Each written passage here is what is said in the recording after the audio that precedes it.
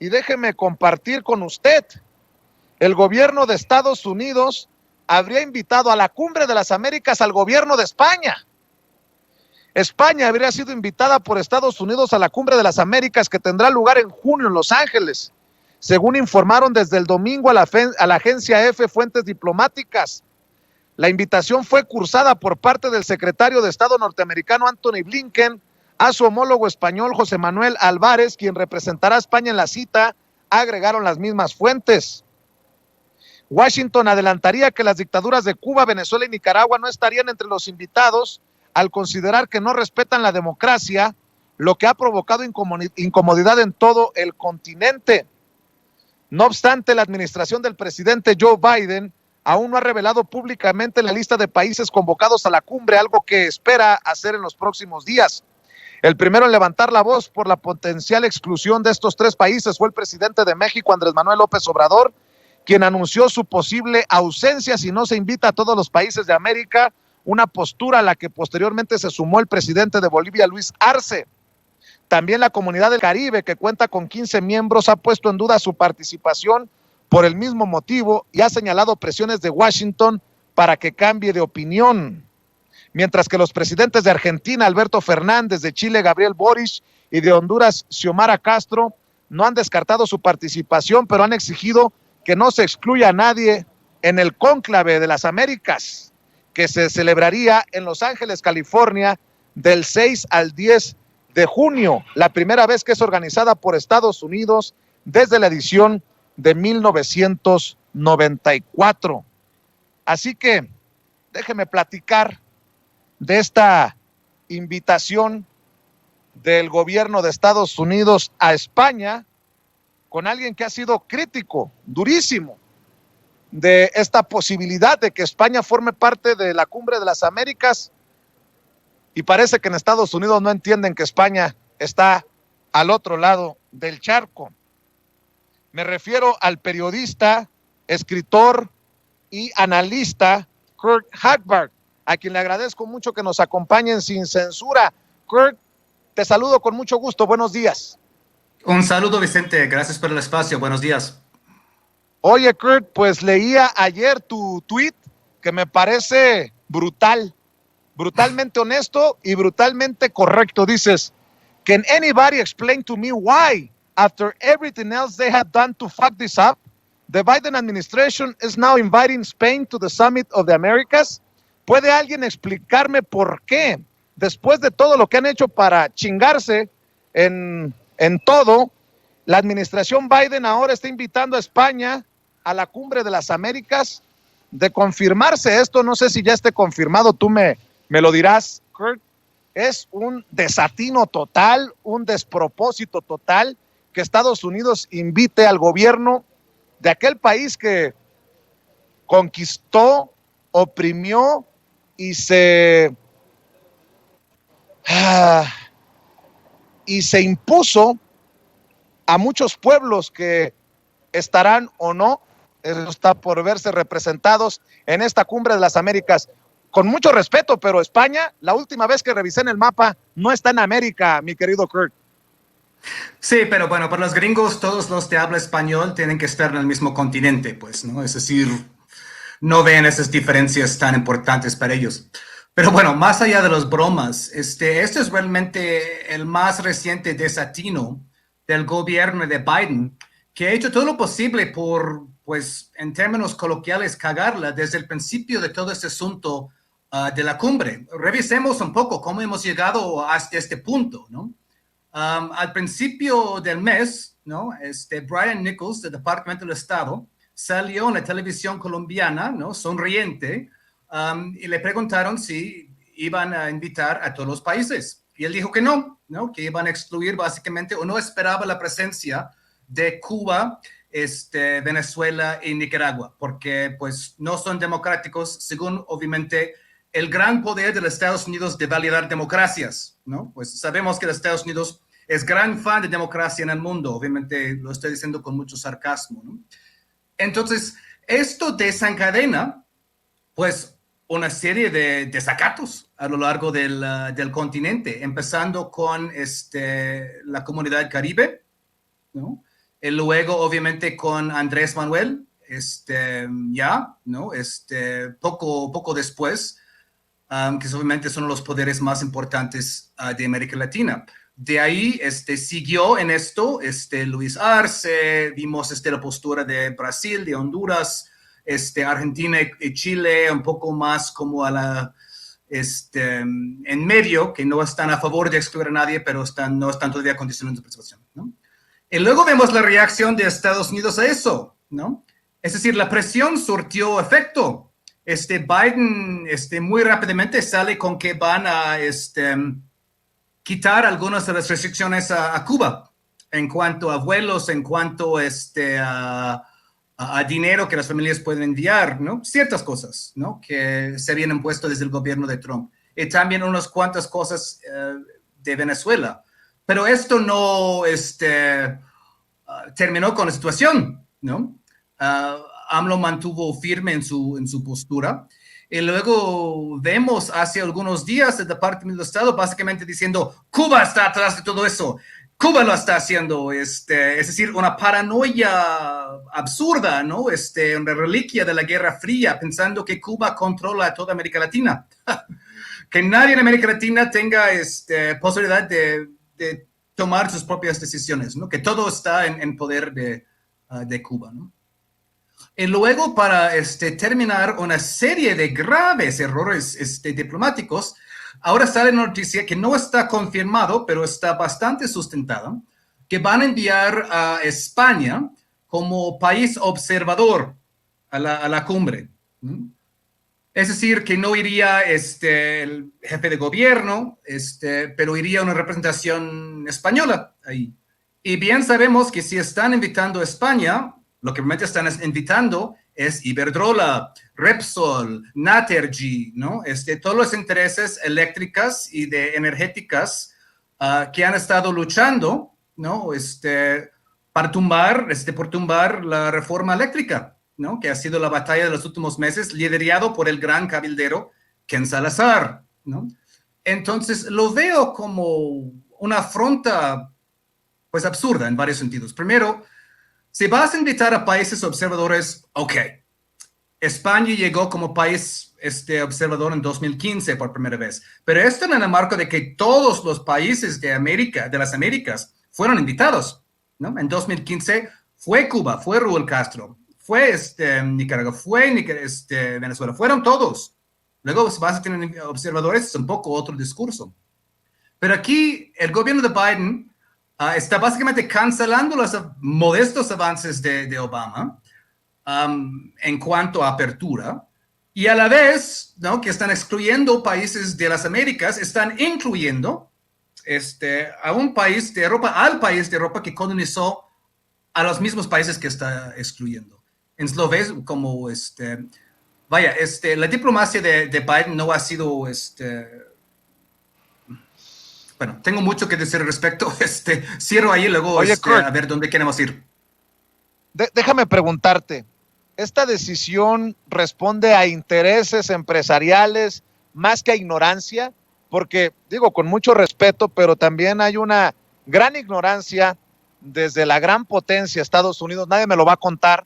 Yo he vivido muchos años en Estados Unidos para poder sostener lo que digo, pero es esta ignorancia hacia América, hacia el continente, la invitación a España, o como que ¿por qué invitarías al gobierno que está permitiendo que se abrochen, con mucho respeto lo digo, a nuestros hermanos y hermanas españoles, que se los chinguen pues estas empresas eléctricas con precios groseros de la electricidad? Como que con qué autoridad moral sería observador un gobierno que ha permitido que las empresas hagan y deshagan en su país?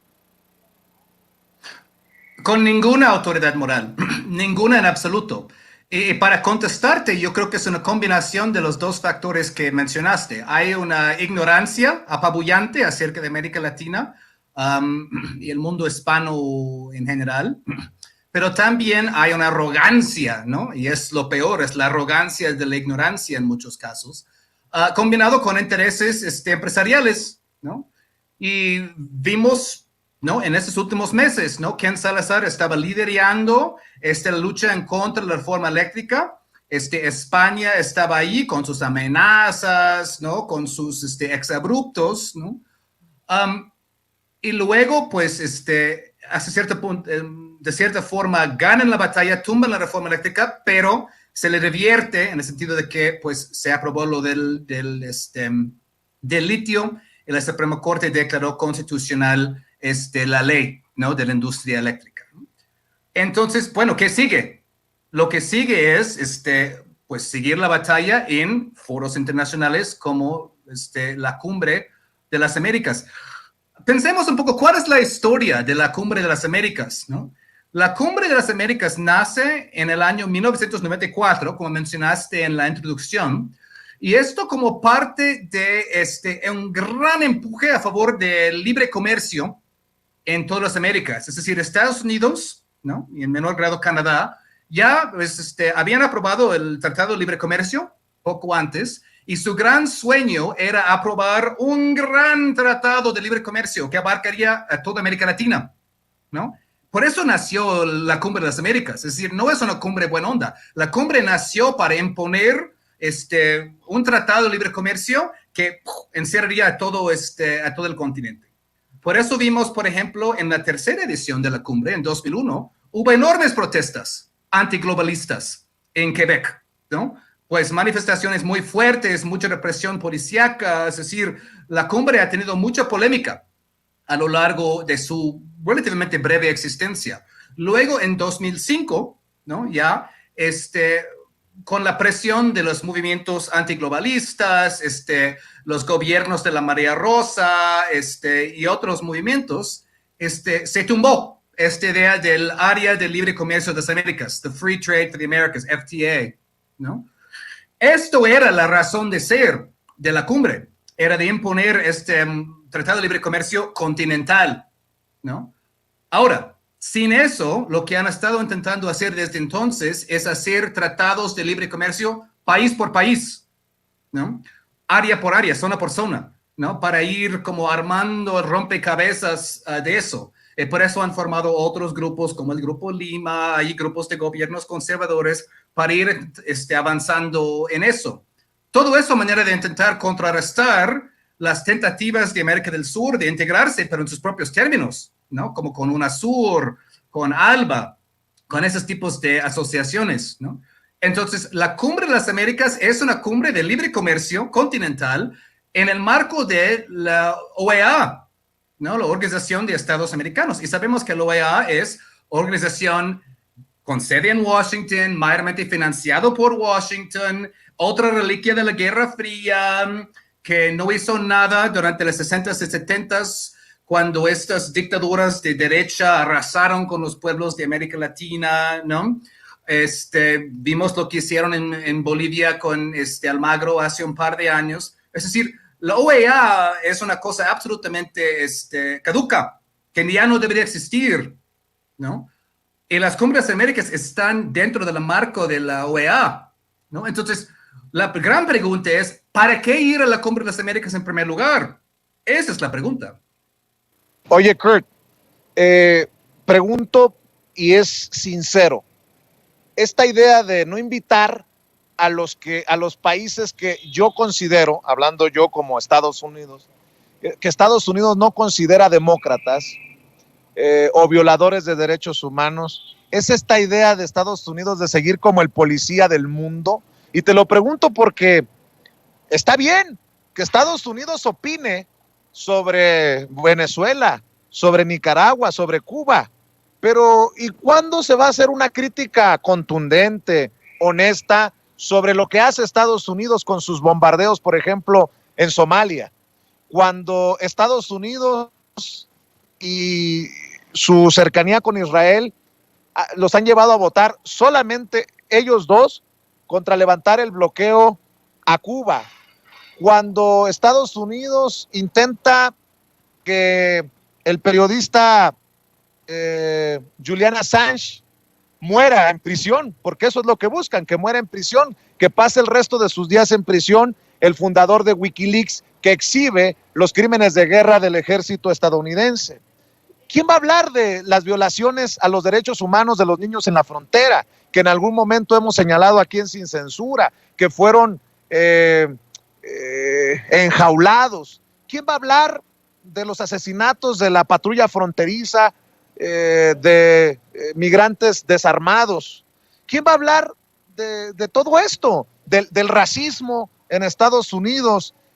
Porque, a ver, creo que ya estamos madurando y creo que ya de alguna manera podemos decir que los países, las naciones del Río Bravo para abajo somos adultos y creo que Estados Unidos no tiene la cola limpia. Esa es la visión del policía del mundo que ya caducó, la que lleva a Estados Unidos a hacer estos desfiguros como el de la Cumbre de las Américas, Kurt.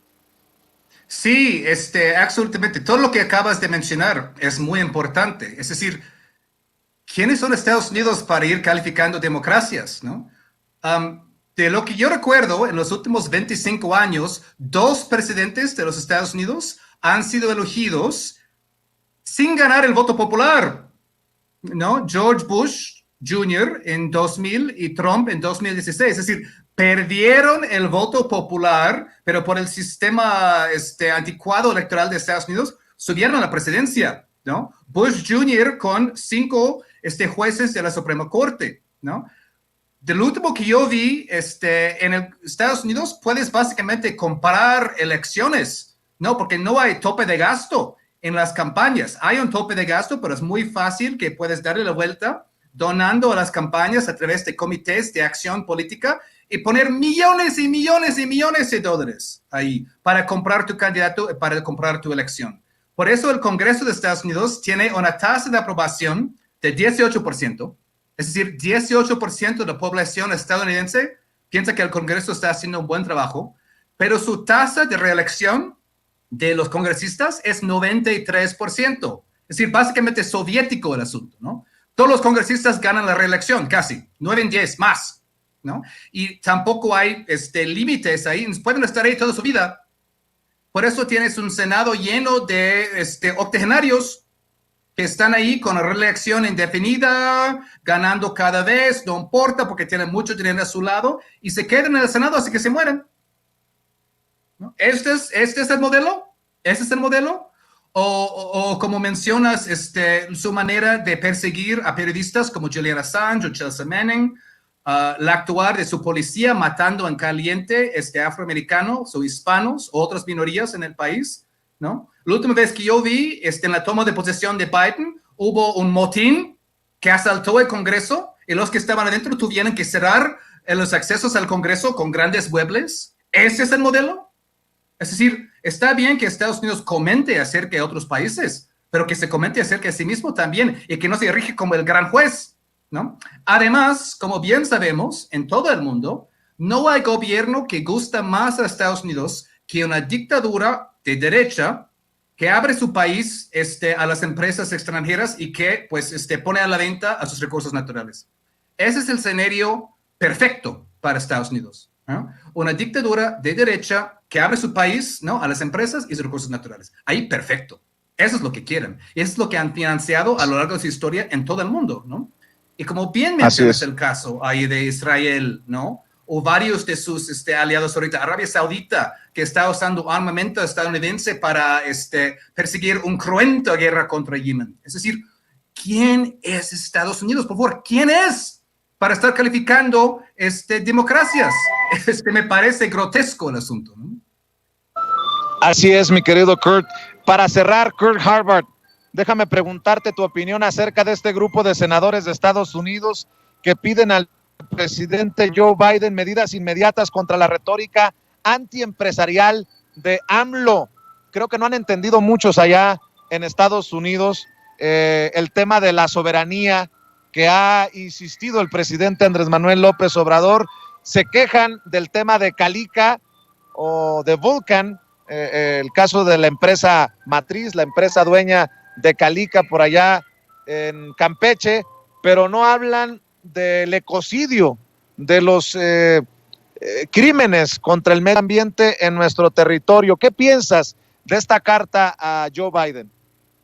Pues esta es parte de una campaña de estos senadores y diputados contra AMLO desde que llegó al poder, ¿no? También estuvieron enviando cartas en cuanto a la reforma eléctrica, en cuanto a todas las reformas en el sector energético, diciendo que violaba supuestamente el TEMEC, cuando muy claramente el asunto energético quedó fuera del TEMEC. Esa es una campaña constante desde ahí, y muchos de ellos vienen de distritos, como por ejemplo Ted Cruz de Texas, Cuellar también de Texas, donde están básicamente representando los intereses energéticos de sus distritos y de sus estados, ¿no? Es decir, esos son, como acabo de mencionar, los diputados o los senadores en los Estados Unidos, básicamente sus campañas son compradas, no hay financiamiento público, todo viene del sector privado. Entonces, ellos son básicamente portavoces de los intereses empresariales de sus distritos y en muy pocos casos de realmente la población en sus distritos. Esa es parte de eso, ¿no?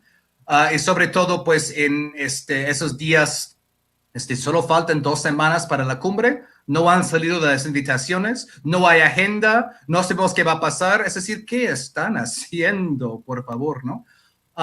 Esto es grave, ¿no? Y yo creo que, pues, lo que hablo dicho, como dijo a este periodista español, ¿no? El año pasado, el periodista llegó a la mañanera, le reclamó y AMLO dijo, nada más que no roben, nada más que no roben, ¿no? Pueden hacer negocios en México, que hagan negocios en México, ¿no? Pero están acostumbrados, ¿no? A lo que llamamos en inglés game the system.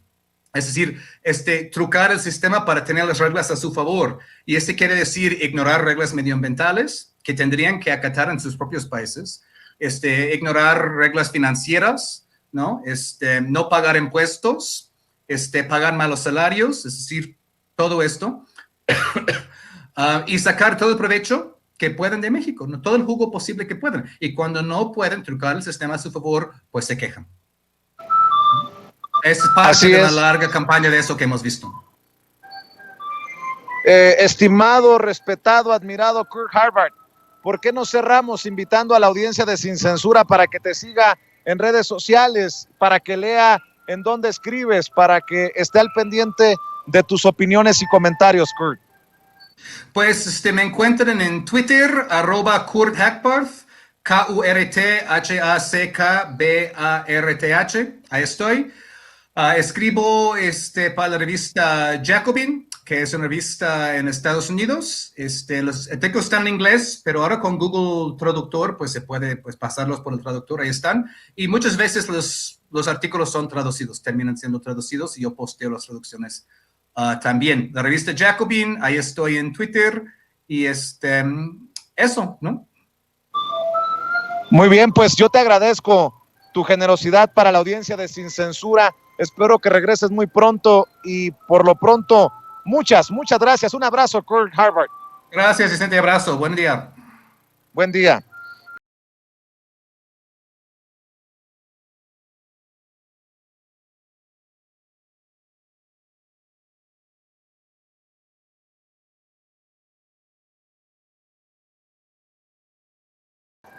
Fíjense que,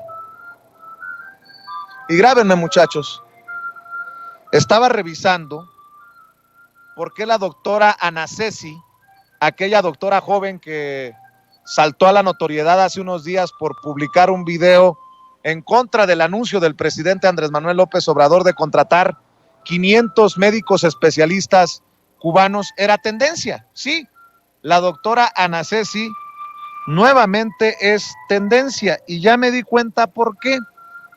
Resulta que ya se ha hecho pública la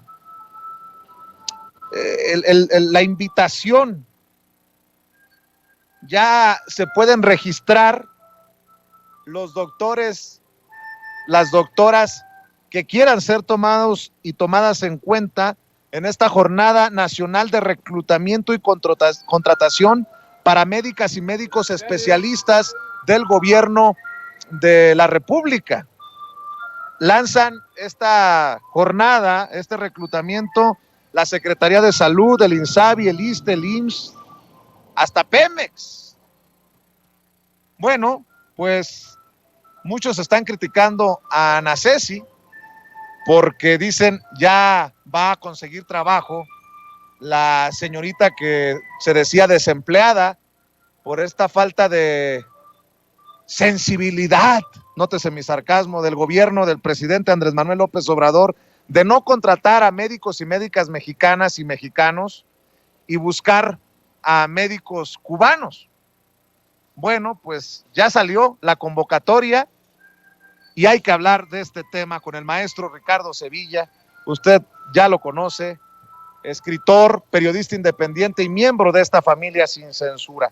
Pero antes de entrarle al tema, quiero decir, querido Ricardo, que me siento muy orgulloso, que te abrazo a la distancia y que estoy en solidaridad, porque ayer también tomaste el paso que han tomado Alina Duarte, Meme Yamel, Rafa Herrera, todos los compañeros, incluyendo tu servidor, de aquí de Sin Censura, y hemos denunciado oficialmente las amenazas de muerte ante la autoridad correspondiente. Me da gusto que ya tomaste ese paso. También me siento complacido que las autoridades te han dado las facilidades para hacerlo y no nos van a parar, no nos van a detener, mi querido Ricardo. En solidaridad, inicio con eso. Abrazo recibido y bien correspondido, querido Vicente. Y sí, en efecto, ayer fuimos a denunciar estas amenazas que no son poca cosa, son amenazas de muerte que ya incluyen no solamente a nosotros, sino a nuestras familias, a nuestros seres queridos, y parece que nos tienen bien detectados, pero eso habla del ánimo que tienen los medios de comunicación corporativos, porque yo creo que va por ahí el golpe o todas estas amenazas, y les estamos causando urticaria debido al periodismo independiente, al periodismo social que practicamos, al periodismo de denuncia, al periodismo de datos duros que ellos no ofrecen y que quieren acallar. Las autoridades, pues sí, en efecto, han tratado de llevar a cabo, yo creo que algo a lo que no estaban acostumbrados, que es precisamente las redes sociales. Nosotros estamos denunciando con voz fuerte, con voz firme, todas estas amenazas, y ellos han tenido que salir y decirnos, bueno, ¿de qué se trata? ¿Qué pasa? El problema es cuando ya llegas allá, sí todavía permea una burocracia tremenda que te recuerda de pronto las imágenes irónicas de Franz Kafka, todo este mundo burocrático lleno de trámites, muchas veces superficiales, y que te tienen ahí secuestrado durante varias horas. Pero en efecto, no nos van a callar, no pasarán, como diría aquella frase de la guerra civil en España, cuando estaban ahí los malvados franquistas. Pues bueno, acá no pasarán los medios de comunicación corporativos, no pasarán los agresores, y nosotros vamos a continuar desnudando la corrupción, desnudando el nepotismo, y bueno, pues aquí seguimos al pie del cañón, mi querido Vicente. Claro que sí, y tan al pie del cañón que hay que hablar precisamente de esta doctora que se convirtió como en un estandarte fugaz de esa oposición moralmente derrotada, de esos conservadores cuando, insisto, saltó a la notoriedad cuando corrió como pólvora su video, que después fue refutado por medios como Sin Censura, por periodistas como tú. Lo mismo hiciste en tu espacio de los datos duros.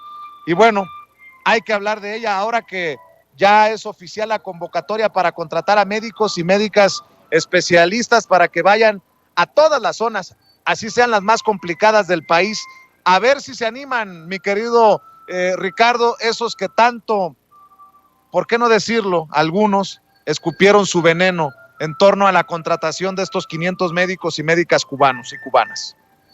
Así es, un balde de agua fría sin duda para la doctora Ana Ceci, esta doctora fifí que anda con bolsos carísimos, paseándose por las redes sociales y especialmente dando consulta, llamémosla así entre comillas, a través de la red social TikTok. Y es que público memorioso, ya salieron, van a salir en 28 minutos, de acuerdo con lo que anunció Zoé Robledo Aburto, director del Instituto Mexicano del Seguro Social, a las 12 del día, en punto va a salir la convocatoria, la anunció hoy durante la conferencia mañanera, y es que luego de las críticas que la semana pasada recibió el presidente López Obrador de esta doctora y de otros más, tras anunciar que su gobierno en efecto había firmado un convenio con Cuba para traer a 500 médicos especialistas de la isla a trabajar a México, hoy se difunde que el IMSS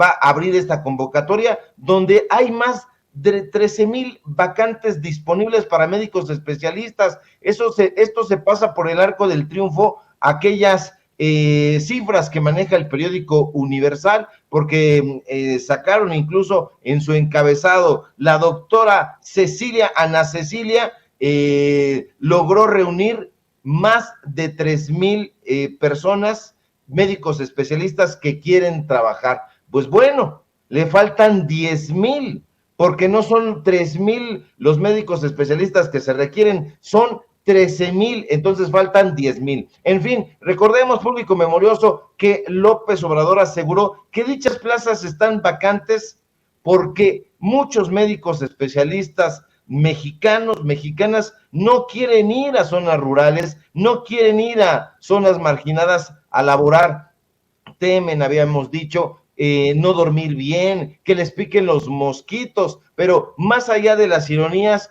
esta es una sólida bofetada a la oposición, porque son exactamente 13,765 vacantes, casi 14,000 que están disponibles para médicos especialistas. Cabe subrayar, Vicente, que donde hay más plazas vacantes es en 3 estados, en Veracruz de mis cariños, en Michoacán y en el Estado de México, de modo que hay que estar muy atentos, médicos especialistas que nos están escuchando, permanezcan atentos porque, insisto, hoy la convocatoria saldrá justamente en 25 minutos. Por lo menos eso es lo que dijo Zoé Robledo Aburto, quien está al frente del IMSS. Ahora, Aburto dice que van a ser sueldos atractivos. Ojalá que sí. Ojalá, porque los médicos comprometidos con la salud pública lo merecen sobradamente. Los que van a llenar estos espacios no será solamente con su presencia, sino con un compromiso social. Es importante mencionar con datos duros que la convocatoria estará disponible hasta el 3 de junio y los resultados se presentarán el día 7 de ese mismo mes. ¿Y dónde podrán consultarse las bases para ocupar estas plazas vacantes? Se los digo, es www.medicosespecialistas.gov.mx. Entren a esa página y vean la disponibilidad de las plazas que hay para que le entren al toro por los cuernos. El IMSS señaló, por cierto, que de las 13,765 plazas que habrá en todo el país, 5,252 corresponden al sistema de salud de 15 estados donde se encuentra implementado el Plan de Salud Bienestar. Eso es muy importante. Ahora, ¿qué especialidades se están requiriendo? Habrá plazas en medicina interna, urgencias, médico-quirúrgicas, ginecología, obstetricia, pediatría, anestesiología, cirugía general, ortopedia, medicina familiar, entre otras. Entonces, ahí las tiene para que no digan, no, es que no están requiriendo médicos familiares. No, mentira, sí. Anestesiólogos también, pediatras, obstetras, ortopedistas, etcétera. Hay ahí, insisto, casi 14,000 plazas. Por cierto que el presidente López Obrador indicó hoy también que los objetivos del Plan de Salud para el Bienestar, mejor conocido como IMSS Bienestar, quedarán establecidos en 15 estados para marzo del año que viene, para marzo del 2023. Es importante, más allá de desmentir a estos médicos de opereta, a estos médicos tiktokeros, que el desafío aquí no tiene que ver con callarles la boca, tiene que ver con algo más hondo, más profundo, que es garantizar el derecho a la salud para los mexicanos, para las mexicanas, y eso fue lo que dijo el presidente López Obrador, que el sistema de salud se renueve por completo, es decir, que sea integral y que sea gratuito y que llegue a toda la población del país.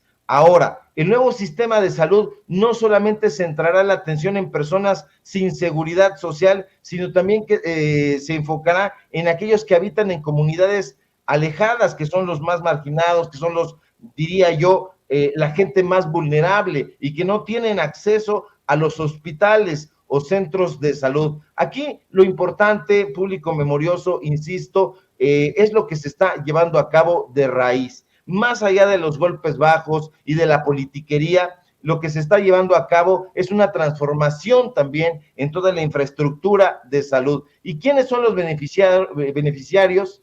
¿En quiénes se está pensando? Se está pensando en derechohabientes del IMSS, del ISSSTE, pero también en la gente que vive en las zonas rurales, en las zonas marginales, en las poblaciones apartadas, donde prácticamente no hay clínicas, no hay unidades médicas. El impacto positivo entonces recaerá no en los fifís, no en las doctoras que tienen ahí bolsos Chanel, sino sobre las personas que trabajan en el medio rural y sus familias. Ya sabemos que a los neoliberales no les interesa, pero a nosotros sí, y por eso hay que celebrarlo.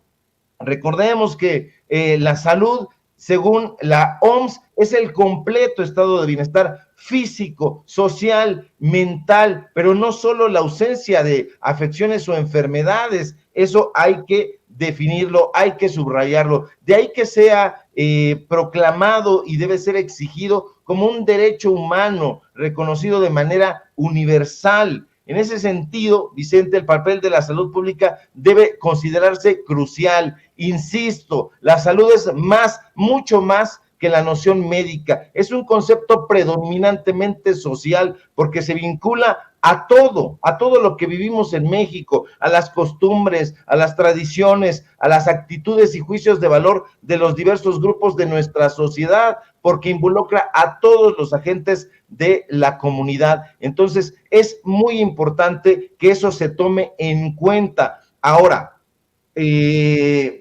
yo hago un llamado a Zoé Robledo Aburto, que lo tome en cuenta, porque a él le parece importante, le parece chistoso decir, no soy economista, soy politólogo, como guaseó en la mañanera. Esas cosas no son importantes, Robledo Aburto, porque en el análisis del actual sistema de salud, el propio gobierno federal, te lo digo, deberías de saberlo porque tú eres el director del IMSS, pues ha ubicado deficiencias en 3 rubros en el instituto que tú diriges. La falta de equipos en el primer nivel de atención de unidades y clínicas, o sea, unidades de medicina familiar, para que le entres un poquito a eso, mejoramiento de infraestructura y contratación de médicos generales y especialistas. Entonces, apenas vas en una parte, en la primera.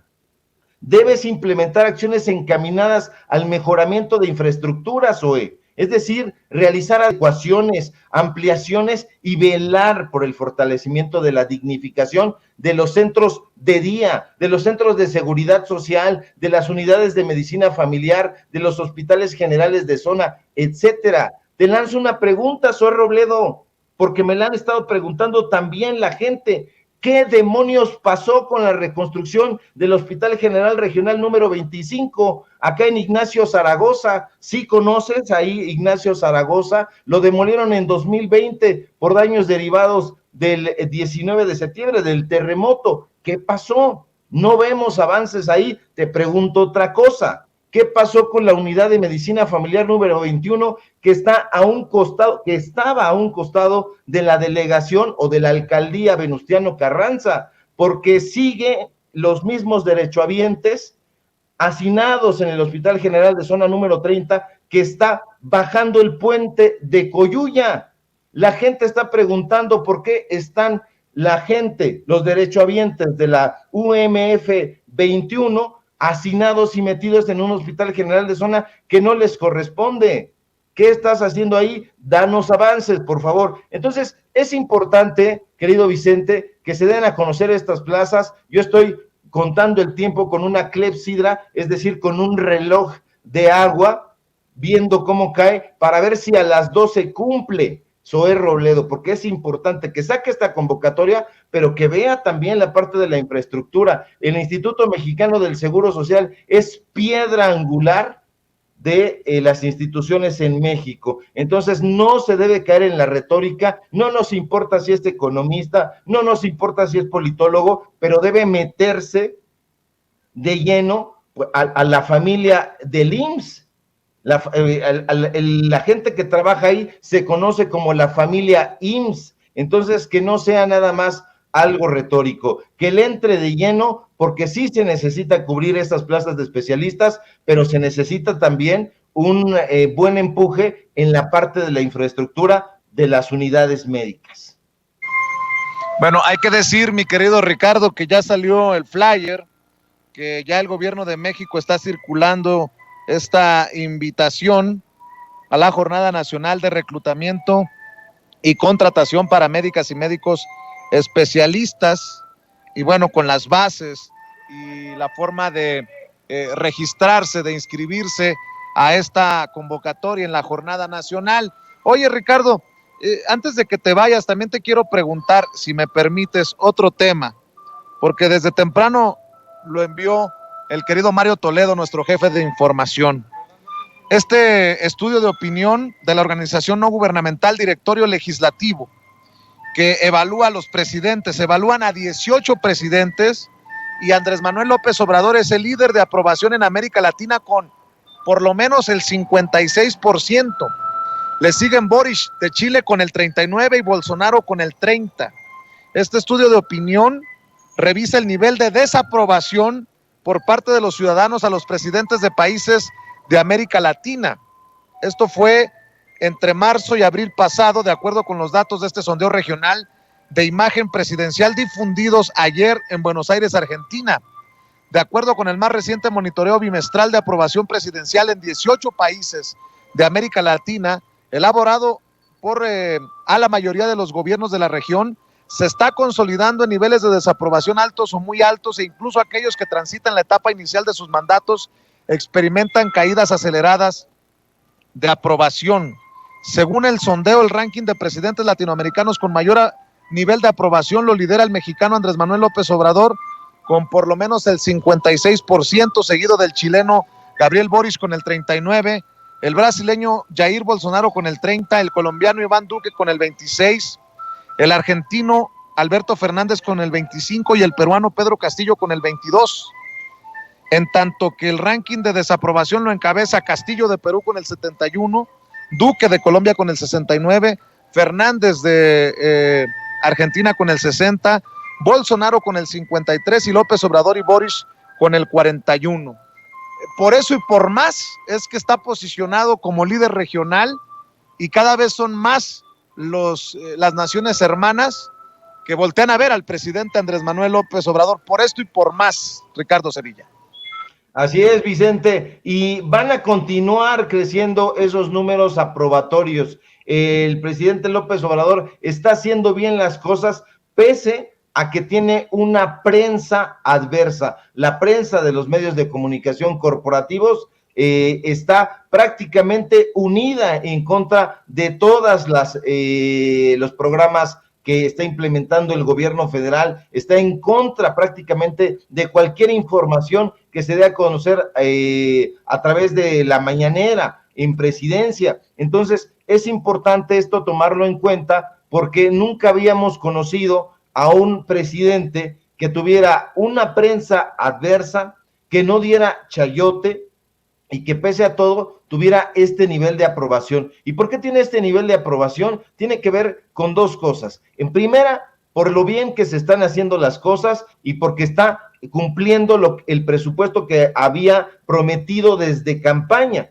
que era velar por los que menos tienen, por los más pobres. Y en segundo lugar, por el despertar de la gente, Vicente. La gente ya está abandonando los medios de comunicación corporativos, ya no se contenta con lo que le dice Javier Alatorre, con lo que le dice López Dóriga, con lo que le dice Denise Merker, Ciro y Loretito y toda esta gente, ya no se cree sus mentiras. La gente está investigando por cuenta propia y se está dando cuenta de quiénes son estos personajes realmente y cuáles son sus intereses, y sus intereses tienen que ver con el poderoso caballero que es Don Dinero, del que hablaba Francisco de Quevedo. Esto es lo que los alienta. No les interesa la gente, no les interesa el pueblo, no les interesa el bienestar social, no les interesa que haya salud médica gratuita, no les interesa que en las zonas rurales no haya médicos especialistas. Han creado ellos una burbuja donde no han querido dejar pasar al grueso de la población, pero el grueso de la población se ha armado ya de conciencia y está valorando que hay medios de comunicación independientes, sin líneas editoriales y que no se andan con ambajes y que presentan datos duros que develan de cuerpo entero quiénes son estos personajes y cuáles son sus objetivos reales. Y sus objetivos reales no van a la par que lo que busca la población. No quieren crecer con la población, quieren que haya esta brecha económica, esta brecha social, pero la gente ya no quiere. De ahí que cada vez espacios como Sin Censura se vayan convirtiendo en algo muy importante. ¿Por qué? Porque la gente viene y se da cuenta de que aquí hay analistas, de que aquí hay periodistas, de que aquí hay gente que reflexiona profundamente sobre sus temas y que tiene conciencia social. Entonces, eso es lo que está pasando. Van a crecer los números a favor del presidente López Obrador porque la gente lo está apoyando y a su vez el presidente está apoyando a la gente. Entonces hay concordancia en los números y eso, aunque traten de tapar el sol con un dedo en los medios de comunicación corporativos, no lo van a conseguir. Mi querido Ricardo Sevilla, como siempre, es importante escuchar tus opiniones, tus comentarios aquí en Sin Censura. ¿Por qué no cerramos invitando a la gente para que te vean los datos duros, para que esté al pendiente de lo que publicas en redes sociales, en tus columnas que ya se publican en diarios importantes de circulación en nuestro país? ¿Por qué no cerramos con esa invitación de todos los días? Claro que sí, querido Vicente, público memorioso. Síganme, por favor, en mis redes sociales, en @SevillaCrítico, en Twitter, en Facebook, Ricardo Sevilla, así nada más. Síganme, por favor, en el diario Basta. Hoy publicamos nuestra columna. En un ratito lo vamos a subir en las redes sociales para que ustedes vean, reflexiono sobre el peligro del periodista, del periodismo. Y síganme, por favor, en los datos duros. Pero el programa informativo hoy a las 8:30 vamos a dejar ahí también a la víbora chillando, como en todos lados donde nos presentamos. Síganme, por favor, aquí en Sin Censura, donde estoy participando de lunes a viernes al filo de las 11 de la mañana. Te mando un fuerte abrazo, querido Vicente, al público memorioso. Escucho ahí al organillero, qué bien, que es clásico del pueblo de México. Un saludo fuerte también a producción y abrazos, no balazos al público memorioso. Gracias, querido Ricardo Sevilla. Claro que sí, también engalana la transmisión El Organillero, la música tradicional, las costumbres de nuestra gente aquí en la Ciudad de México. Amigos, amigas, regresamos en breve, pero mientras seguimos hablando sin pelos en la lengua, sin censura, usted puede suscribirse a nuestros 3 principales canales en YouTube. Sin Censura Media, en donde tenemos más de 1,600,000 suscriptores, Sin Censura TV, en donde tenemos más de 1 millón de suscriptores, y en Sin Censura Presenta, en donde queremos llegar muy pronto a los 100,000 suscriptores. Si usted ya está inscrito en Sin Censura Media, suscríbase en Sin Censura TV. Si ya está suscrito en Sin Censura TV y Sin Censura Media, suscríbase a Sin Censura Presenta. Recuerde que es gratis, no tiene que sacar un solo centavo de su bolsillo para apoyarnos. Dele clic en la campanita para que los señores y señoras de YouTube Envíen las notificaciones cuando estemos transmitiendo en vivo y en directo o estemos subiendo videos. También nos puedes seguir en Twitter en @Vicente Serrano y hasta en Instagram. Ojo, también estamos en Instagram. Son nuestras redes sociales y con el apoyo de ustedes seguimos creciendo, porque con ustedes todo, sin ustedes nada.